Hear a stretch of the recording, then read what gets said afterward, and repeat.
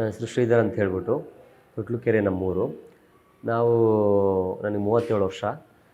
ನನಗೆ unwanted things ತಿಂದು, ಅಂದರೆ ಮ್ಯಾಗಿ ಈ ಥರ ಐಟಮ್ಸ್ ತಿಂದು ನನಗೆ ಬ್ಯಾಡ್ ಕೊಲೆಸ್ಟ್ರಾಲ್ ಜಾಸ್ತಿ ಆಗಿ ಶುಗರು ಮತ್ತು ಬಿ ಪಿ ಬರೋ ಸಾಧ್ಯತೆ ಜಾಸ್ತಿ ಇತ್ತು. ಒಂದು ತಿಂಗಳು ನನಗೆ ತುಂಬಾ ರೈಸ್ ಇತ್ತು ಎರಡನ್ನೂ. ಸೊ ನಾನು ಯೂಟ್ಯೂಬಲ್ಲಿ ಈ ಥರ ವೀಡಿಯೋಸ್ ಎಲ್ಲ ನೋಡಿ ಮತ್ತು ಅವ್ರಿಗೆ ಕಾಂಟ್ಯಾಕ್ಟ್ ಮಾಡಿಕೊಂಡು ಫೋನ್ ನಂಬರ್ ತೊಗೊಂಡು ಕಾಂಟ್ಯಾಕ್ಟ್ ಮಾಡ್ಕೊಂಡು ಬಂದೆ ಇಲ್ಲಿಗೆ.